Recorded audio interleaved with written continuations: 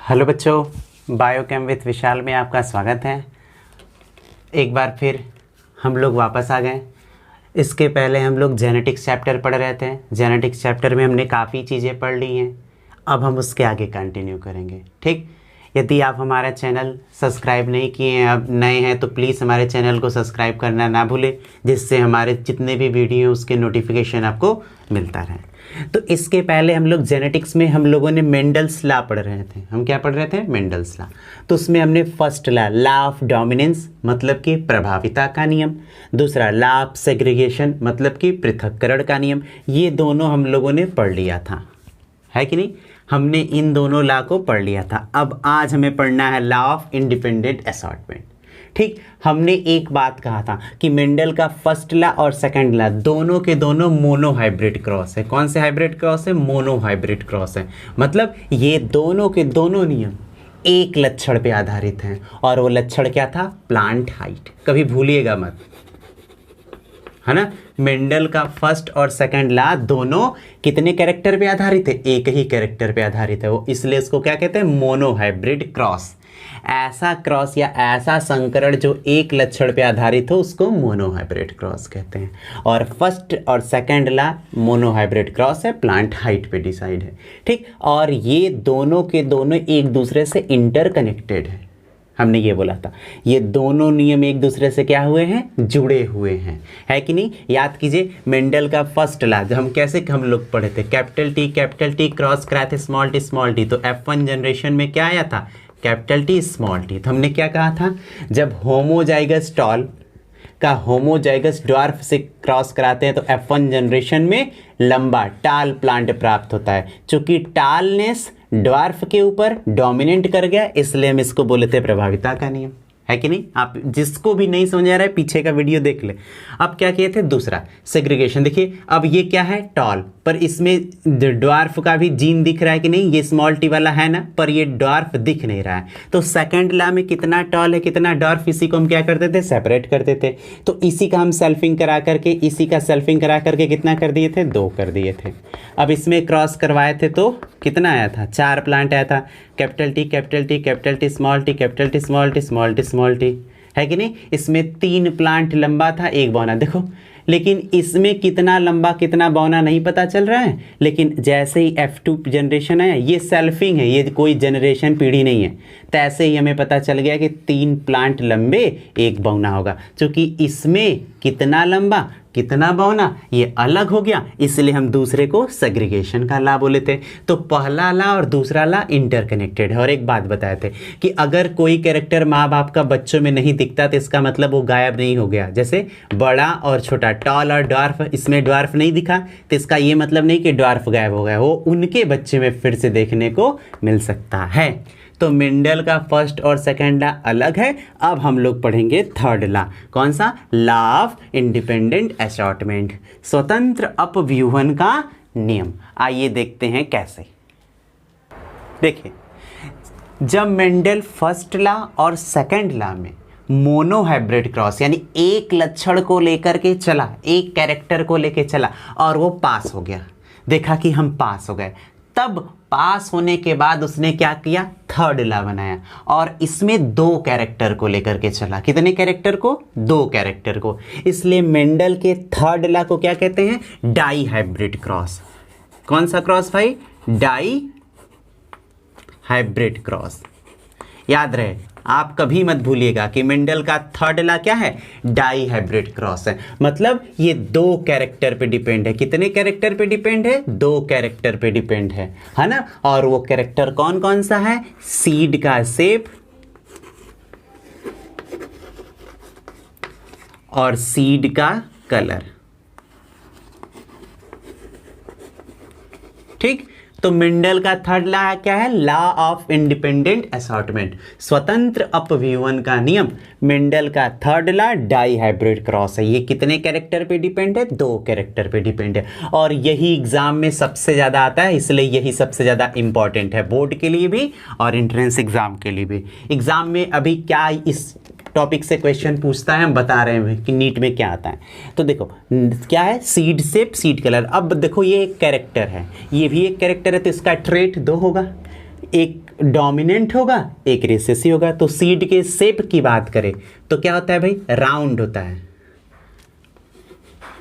Round होता है। और क्या होता है, रिंकल्ड होता है। हम पहले ही बता चुके हैं, राउंड का मतलब होता है गोल और रिंकल्ड का मतलब होता है झुर्रीदार। कैसा, झुर्रीदार। अब सीड के कलर के लिए क्या होता है डोमिनेंट, येलो। रिसेसिव क्या होता है, ग्रीन, ठीक, पीला, हरा। ये आना चाहिए आपको। हम बोले थे हर कैरेक्टर में एक डोमिनेंट होता है, एक रिसेसिव, एक डोमिनेंट होता है, एक रिसेसिव। पहले ही हम बता चुके हैं, है कि नहीं। तो डोमिनेंट ही प्रभावी होता है, आप ये भी जानते हैं। तो मेंडल के सेकंड थर्ड लॉ में कितने कैरेक्टर थे, seed shape, seed colour. Seed shape में कौन कौन है, राउंड और रिंकल्ड, ठीक। और सीड शेप कलर में कौन कौन है, येलो और ग्रीन। तो आप याद रखिएगा कि शेप में राउंड डोमिनेंट होता है और कलर में येलो डोमिनेंट होता है, और इन दोनों में रिंकल्ड और ग्रीन रिसेसिव होता है, ठीक। अब इनका आपको गैमिट बनाना होगा। तो गैमिट बनाना हम बताए थे, हमेशा हम गैमिट डोमिनेंट से बनाते हैं। तो बताओ अगर इसका सीड शेप के लिए गैमिट बनाना हो, जीन बनाना हो, तो कैसे बनाओगे। देखो कैप राउंड को यानी डोमिनेंट क्या है, राउंड, और किस लेटर से, आर। तो इसको क्या लिखते हैं, कैपिटल आर, कैपिटल आर। और इसको क्या लिखते हैं, ये क्या है, स्मॉल आर, स्मॉल आर। ये रिसेसिव का है। अब बताओ इसमें डोमिनेंट क्या है, येलो। तो येलो किस लेटर से है, वाई। तो क्या लिखेंगे, capital Y, capital Y.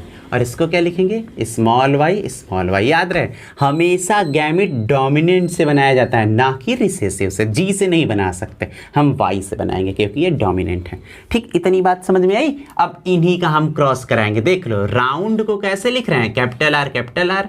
Wrinkled को कैसे लिख रहे हैं, small R, small R. Yellow को कैसे लिख रहे हैं, कैपिटल वाई, कैपिटल वाई। और ग्रीन को कैसे लिख रहे हैं, स्मॉल वाई, स्मॉल वाई। अब आओ क्रॉस करा करके देखते हैं कि कैसे कैसे इस रूल को अप्लाई किया था मेंडल ने, ठीक। ये याद रहे मेंडल ने थर्ड लॉ तब दिया जब फर्स्ट सेकंड सक्सेस हो गए एक कैरेक्टर को लेकर के, तब जा करके। आओ अप्लाई करते हैं। देखो कैसे, देखो डोमिनेंट को डोमिनेंट, रिसेसिव को रिसेसिव के साथ लेते हैं। अब अगर हम इसको मेल मान ले, क्या मान ले, देखो ये मेल है तो ये फीमेल है। सारा चीज फर्स्ट और सेकंड लॉ की तरह है, जिसको फर्स्ट और सेकंड लॉ आया वो अपने आप कर लेगा। बस डिफरेंस क्या है, वहां एक कैरेक्टर था, यहाँ दो कैरेक्टर है। तो देखो राउंड और येलो क्या है, डोमिनेंट, हम पहले ही बताए थे।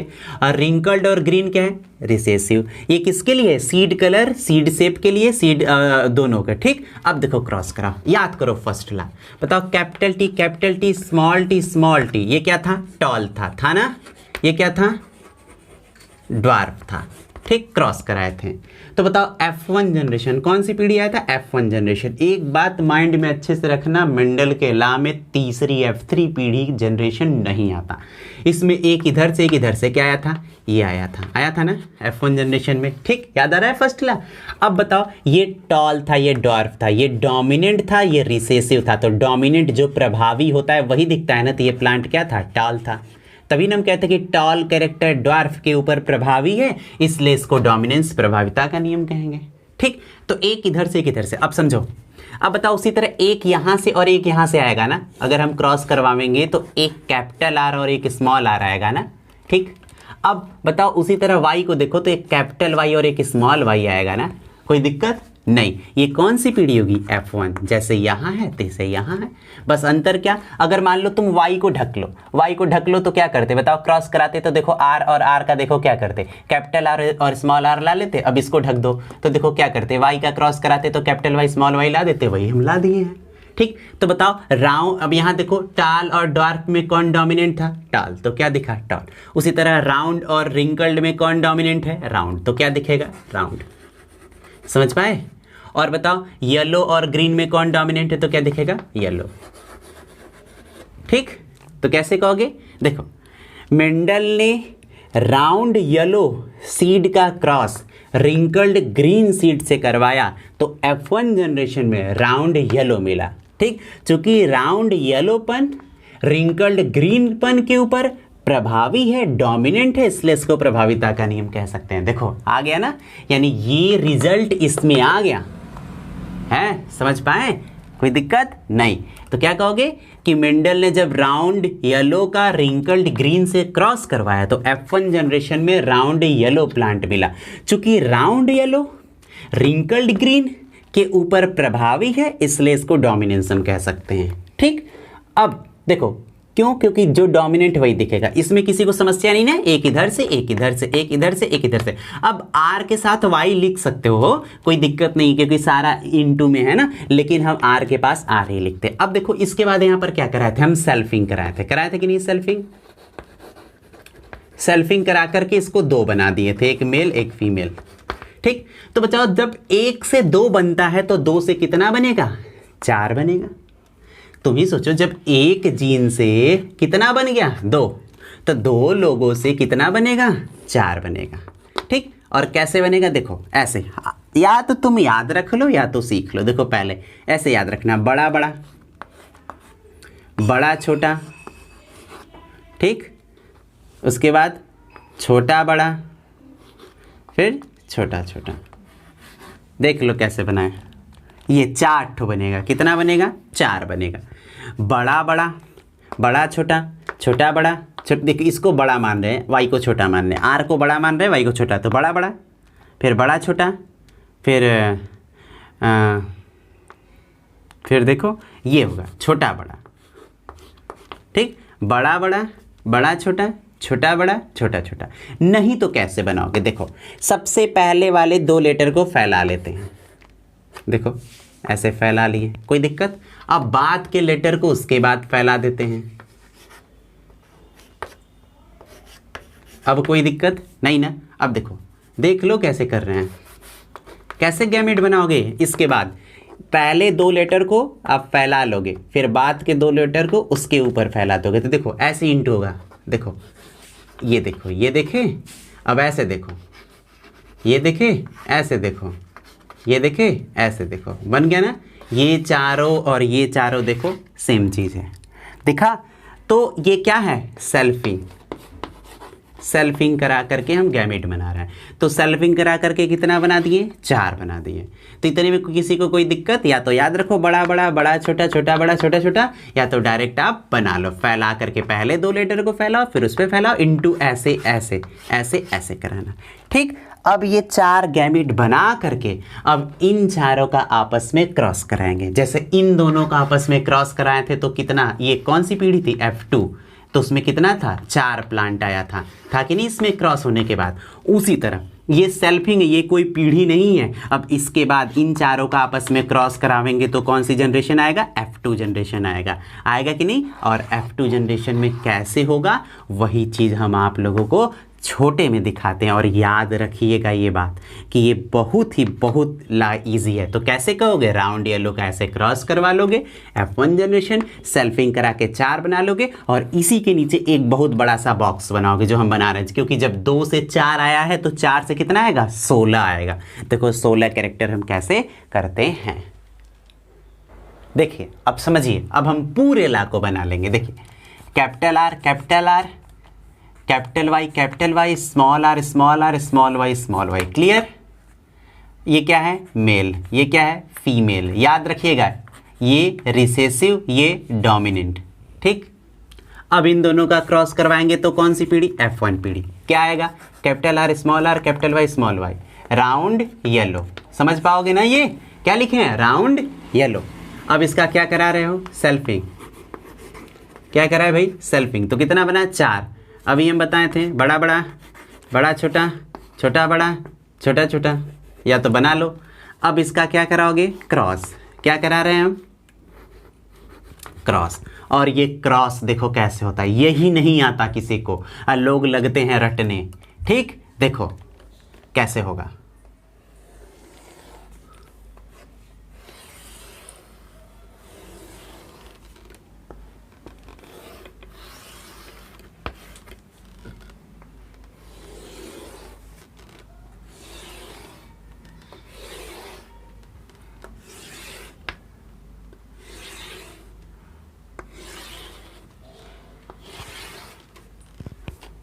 देखो ध्यान से, देखो एक बार इन चारों को मेल मानो। देखो यहां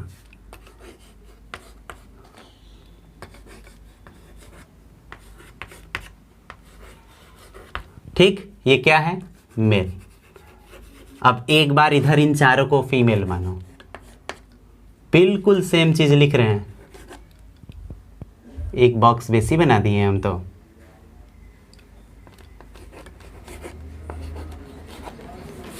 ये नहीं है, हो गया, ये क्या है, फीमेल। क्लियर है ना कैसे किए, चारों को मेल, चारों को फीमेल। अब देखो कैसे क्रॉस कराएंगे एकदम आसानी से, ध्यान से देखना। इसको उठा लो, इसको उठाओ, इसमें इंटू कराओ, आर आर को पास रखना, देखो आर आर वाई वाई है ना, दोनों R R Y Y, R R साथ वाई वाई पास। अब इसका इंटू इसमें, देखो आर आर वाई वाई, ठीक, देखो इसका इंटू इसमें, देखो आर आर वाई वाई। अब इसका इंटू इसमें, आर आर वाई वाई। देख रहे हो कैसे करा रहे हैं। अब इसको उठाएंगे, अब चारों में इंटू करा के इन चारों में भर देंगे, इसको उठाएंगे चारों में करा के इन चारों में भर देंगे, इसको उठाएंगे चारों में करा के इन चारों में भर देंगे, इस तरीके से। देखो अब इसको देखो, यहाँ capital R capital Y small Y, इसको देखो कैपिटल आर स्मॉल वाई, ये देखो capital R small Y small Y, ये देखो कैपिटल आर स्मॉल वाई, ठीक। अब इसको देखो capital R capital Y small Y, ये देखो कैपिटल आर स्मॉल वाई, फिर देखो small R capital Y small Y, फिर देखो स्मॉल आर, हाँ ये स्मॉल आर, ओहो एक दिक्कत हो गया, सॉरी इसके लिए, यहाँ पर हम ध्यान नहीं दिए। देखो अब ये क्या होगा तुम्हारा, इससे क्रॉस कराओगे तो ये दोनों कैपिटल होगा, इससे क्रॉस कराओगे तो ये भी एक कैपिटल एक स्मॉल होगा, इससे क्रॉस कराओगे तो दोनों क्या हो जाएंगे, कैपिटल। अब इससे क्रॉस कराओगे तो एक कैपिटल और एक स्मॉल होगा, सॉरी इसके लिए। देखो capital R capital Y small Y, ये देखो इसमें कैपिटल आर स्मॉल वाई, इसका इसमें देखो small R small Y capital Y, ये देखो स्मॉल आर स्मॉल वाई, देखो ये 16 कैसे भरे बॉक्स देखे। इसको उठाओ तो चारों में इंटू कराते हुए यहाँ लिख दो, इसको उठाओ तो चारों में इंटू कराते हुए यहाँ लिख दो, इसको उठाओ तो चारों में कराते हुए यहाँ लिख दो, इसको कराओ तो चारों में, आर आर को पास रखो, वाई वाई को पास। तो इस तरीके से कुल कितने बॉक्स बने, 16। और लोगों को यही नहीं आता। देख लो अगर कभी कहीं इंटू कराने में लिखने में अगर कोई मिस्टेक, तो हमें तो नहीं लग रहा है हुई है, अगर आपको हुई है तो आप ध्यान देख लीजिएगा, ठीक। अब देखिए कैसे करते हैं, अब पहचानना पड़ता है, आपको क्या करना पड़ता है, पहचानना पड़ता है। देखिए कैसे पहचानना पड़ता है, और यही लोगों को नहीं आता है, बहुत दिक्कत करते हैं लोग। देखो पहचानो, देखो कैपिटल आर क्या था, ये राउंड, और ये क्या है, येलो। अब देखो ये भी क्या है, राउंड। याद करो आर आर से क्या लिए थे, देखो अब एक बड़ा छोटा है तो बताओ कौन डोमिनेंट होगा, वाई। तो वाई किसके लिए था, येलो। फिर से ये देखो ये भी क्या होगा, एक डोमिनेंट है तो राउंड, ये भी क्या होगा, येलो। ये देखो ये भी राउंड, ये भी देखो येलो, ये देखो राउंड येलो, ये भी, ये तो राउंड है ही। और ये देखो ये दोनों छोटा हो गया, तब ये येलो ना होकर के अब क्या होगा, राउंड ग्रीन होगा। अब ये देखो राउंड येलो, ये देखो राउंड, अब फिर से देखो दोनों छोटा हो गया तो क्या हो गया, ग्रीन। क्योंकि रिसेसिव, याद रहे, अगर कंफ्यूजन हो रहा है कि इसको इसमें और इसमें, तो इसको क्यों येलो मान रहे हैं, इसको क्यों ग्रीन मान रहे हैं, तो ये याद रखिए कि जब एक डोमिनेंट एक रिसेसिव जीन होता है तो किसका कैरेक्टर होता है, डोमिनेंट का, डोमिनेंट कैरेक्टर येलो। और जब दोनों रिसेसिव है तब जाकर के रिसेसिव का ग्रीन दिखता है, ठीक। अब ये देखो ये क्या होगा, राउंड, ये क्या होगा, येलो। ये देखो राउंड, ये देखो येलो, ये देखो दोनों छोटा, तो ये राउंड नहीं, अब रिंकल्ड हो गया, ये क्या है, येलो। ये देखो फिर से रिंकल्ड हो गया, ये क्या है, येलो। ये देखो राउंड येलो, ये देखो राउंड, फिर से देखो ये छोटा है, ग्रीन है कि नहीं। अभी देखो रिंकल्ड, फिर देखो येलो, अब ये देखो रिंकल्ड, फिर ये देखो ग्रीन। देखिए ध्यान से, इस तरीके से बॉक्स भरते हैं, ठीक। अब इसमें देखो गिनना स्टार्ट करो कि कौन कौन सा कितने कितने तरीके के हैं, कौन कौन कितने कितने तरीके के हैं। गिनो चलो हमारे साथ, देखो राउंड येलो गिनो, 1 2 3 4 5 6 है कि नहीं, फिर देखो 7, फिर देखो 8, फिर देखो 9। तो राउंड येलो कितना है भाई?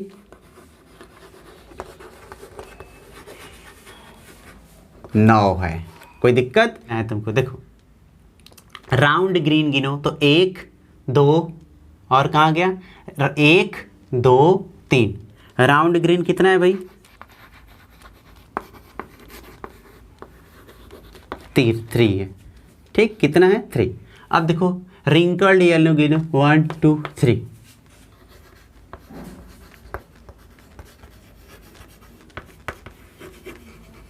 कितना है? 3। लास्ट में रिंकल्ड ग्रीन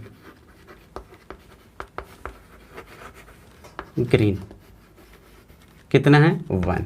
देखे तो बॉक्स में कितना बना? 16। अब देखो रेशियो क्या है? 9 3 3 1। क्या रेशियो बन रहा है? 9 3 3 3 1। यही है मेंडल का थर्ड ला।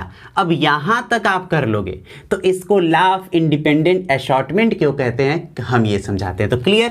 पहले आप ऐसे क्रॉस करा के F1 जनरेशन, फिर सेल्फिंग करा के 4, फिर बॉक्स बना करके इस तरह इनटू कराते हुए उस कैरेक्टर को पहचान करके नीचे लिख दोगे। अब आओ ये देखते हैं कि मेंडल के थर्ड लॉ को लॉ ऑफ इंडिपेंडेंट असॉर्टमेंट क्यों कहते हैं। हम इसी से एक्सप्लेन करेंगे। बोर्ड भर गए इसलिए हम एक बार मिटाएंगे, फिर आपको लिख करके दिखा करके समझा देंगे। आइए चलिए देखें।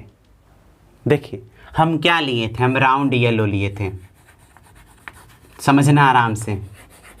राउंड येलो किसके साथ लिए थे? Wrinkled green.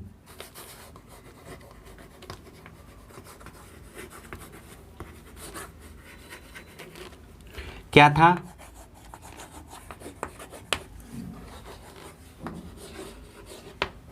ठीक। अब देखो हमें प्लांट क्या मिला? F2 जनरेशन में क्या मिला था? Round yellow 9।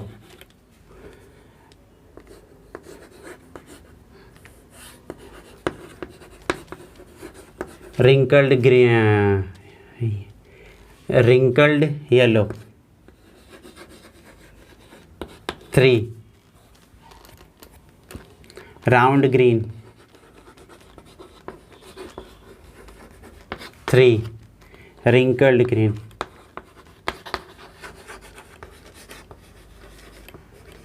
1। अब समझो यही चीज़ था। देखो अब हम क्या कहना चाह रहे हैं। देखो मेंडल ने जब क्रॉस करवाया था थर्ड लॉ में तो F2 जनरेशन में 4 तरीके के प्लांट मिले थे। Round yellow, wrinkled yellow, round green, wrinkled green. ये हम हवा में नहीं लिखे हैं, पीछे से देख के लिखे थे। अब देखो एक बात समझो, जो कैरेक्टर सबसे अच्छा होगा, देखो ये भी डोमिनेंट है और ये भी डोमिनेंट है, वो सबसे ज़्यादा नंबर में होता है। देखो 9। और जो कैरेक्टर सबसे घटिया होगा, जैसे देखो ये भी रिसेसिव है और ये भी रिसेसिव, वो सबसे कम में होता है 1। तो याद रखने में आसानी होगी। तो राउंड येलो डोमिनेंट सबसे ज़्यादा होता है, कितना? 9। अब रिसेसिव दोनों, रिंकल्ड ग्रीन रिसेसिव सबसे कम होता है, कितना? 1। अब देखो रिंकल्ड ये रिसेसिव है और ये क्या है? डोमिनेंट है। और ये देखो डोमिनेंट है, ये रिसेसिव है। तो देखो जब एक डोमिनेंट एक रिसेसिव तो दोनों का कैरेक्टर कितना है? सेम सेम है। क्लियर हो रहा है? तो मेंडल के थर्ड लॉ में F2 जनरेशन में 9 ठो राउंड येलो, 3 ठो रिंकल्ड येलो, 3 ठो राउंड ग्रीन और 1 ठो रिंकल्ड ग्रीन मिलता है। डोमिनेंट्स कैरेक्टर डोमिनेंट होता है सबसे ज़्यादा, रिसेसिव कैरेक्टर रिसेसिव होता है सबसे कम, और बीच का एक डोमिनेंट एक रिसेसिव 3 के बराबर आता है। ठीक, इस रेशियो को क्या कहते हैं? ये फिनोटाइप है। पूछता है कि मेंडल के थर्ड लॉ में फिनोटाइप कितना होता है? मेंडल के थर्ड लॉ में फिनोटाइप कितना है? तो मेंडल के थर्ड लॉ में फिनोटाइप आप याद रखिएगा 9:3:3:1। ठीक, क्योंकि ये हम बाहर से देखें, अभी आप जीन दिखाए थे कितना अलग अलग तरीके का था कि नहीं, तो वो जीनोटाइप होता। तो मेंडल के थर्ड लॉ का फिनोटाइप 9:3:3:1 होता है। क्लियर हुआ? ठीक, 9 राउंड येलो रिंकल, और ये हो गया round green, wrinkled yellow, wrinkled green. ठीक, कोई दिक्कत नहीं। अब हम आइए बात ये कि मेंडल के थर्ड लॉ को लॉ ऑफ इंडिपेंडेंट असॉर्टमेंट, स्वतंत्र अपव्यूहन का नियम क्यों कहते हैं। देखो हम लिए क्या थे? राउंड के साथ येलो, रिंकल्ड के साथ ग्रीन। तो देखो राउंड के साथ येलो, ये तो दिखा, अच्छी बात है।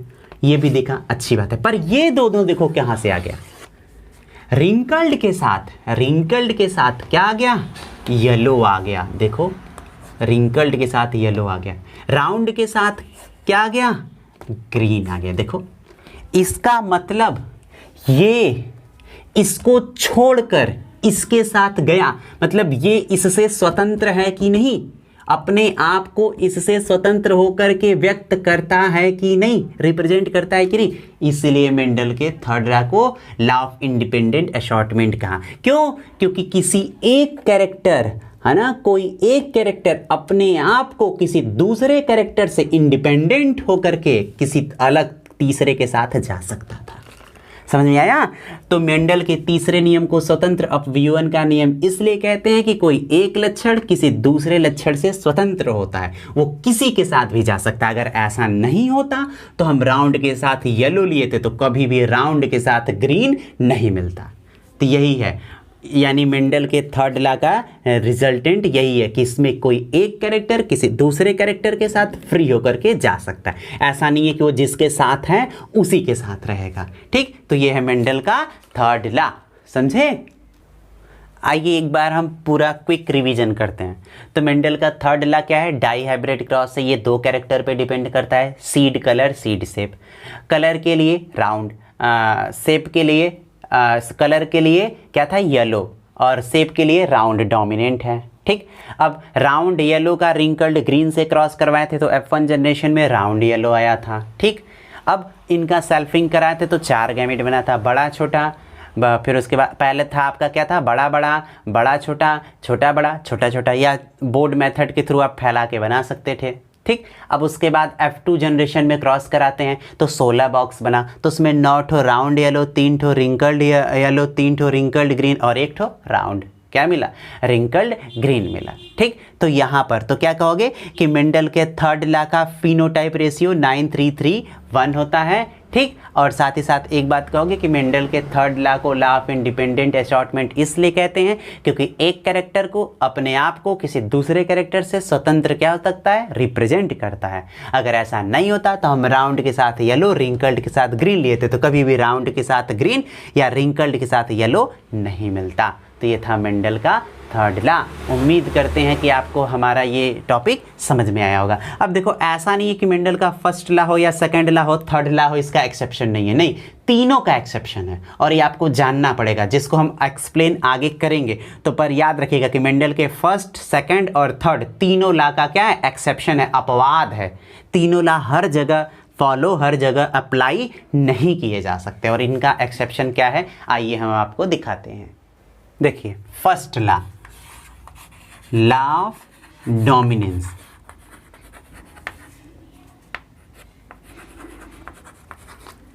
First law, law of dominance, प्रभाविता का नियम, इसका एक्सेप्शन होता है इनकम्प्लीट डोमिनेंस।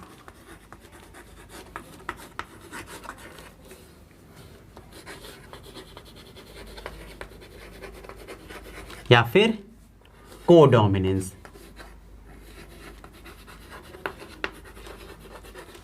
यानी मेंडल का पहला नियम, प्रभाविता का नियम, हर जगह काम नहीं करता। इनकम्प्लीट डोमिनेंस, अपूर्ण प्रभाविता, कोडोमिनेंस, सह प्रभाविता, इन दोनों के केस में ये फेल हो जाता है, जिसको आप आगे पढ़ेंगे। दूसरा लॉ क्या है, law of segregation.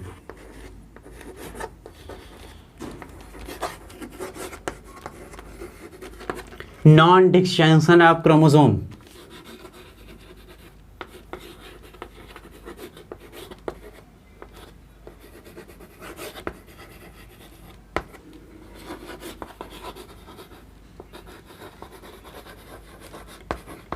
Non disjunction of chromosome, इस लॉ का एक्सेप्शन है, इसको भी आप पढ़ेंगे। नॉन डिस्जंक्शन का मतलब होता है क्रोमोसोम जहां से टूटना चाहिए, जैसे ये क्रोमोसोम है एक, इसको यहाँ से टूटना चाहिए तो वहाँ से न टूटकर यहाँ से टूट जाएगा, यहाँ से टूट जाएगा, तो इसको कहते हैं नॉन डिस्जंक्शन। ठीक, तीसरा है था लॉ ऑफ इंडिपेंडेंट असॉर्टमेंट। क्या था,